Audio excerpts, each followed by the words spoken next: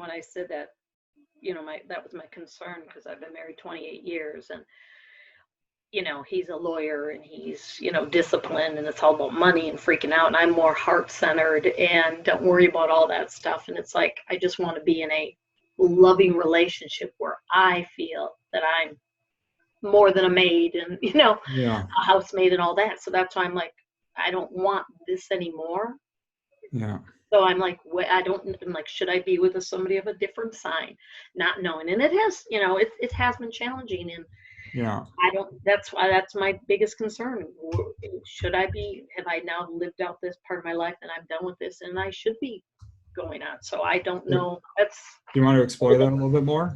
Yeah, please. So your seventh, so I'll take a step back, right? So in classic psychotherapy, Freud speaks of, Freud set the standard where he said the id, ego, and superego, referring to the subconscious, the conscious, and like the superconscious or the projection of self.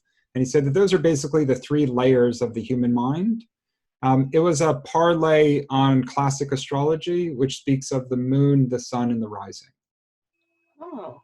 And so when you start to understand those three facets of your mind, you get to understand kind of how you show up in different situations. And so we've already covered now two of them because your moon, which is your subconscious, and your feminine energy, it's sitting in Aquarius. Okay.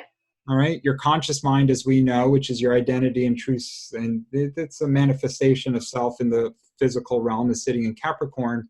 And then the projection, or how the world experiences you when they first meet you, is actually sitting in Virgo. What does that mean? It means that, like, if you went to a dinner party or if you were in kind of an uncomfortable first impression situation, you would end up bringing forth Virgo energy, which is similar to kind of the personality of your husband, actually.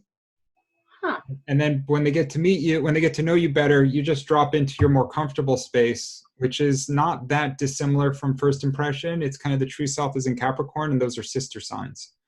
So, okay. So there's a shift, but not a huge shift for you.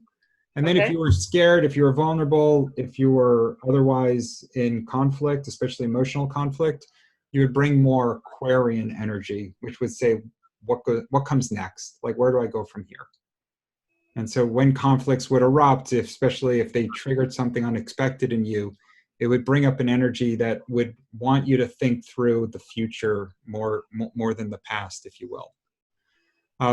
All of that defines kind of the three layers of the human mind. But remember, there's different facets of our personality. So like the way we fight, the way we love, the way we think, the way we teach, even, those are all different qualities. And the way you love is in many ways different from all of that energy because it drops into a true emotional, heartfelt space. Yep. All right. And so when Venus is sitting in Pisces, it wants to feel life. It wants to feel love. It doesn't necessarily need to see or to hear it. It just wants to feel it. And you have that feelings-based energy and that need to give and receive feelings in your space of marriage. So your greatest potential for love is enlivened when you're in a committed relationship, and it finds its home when it's all oriented around the way you're feeling.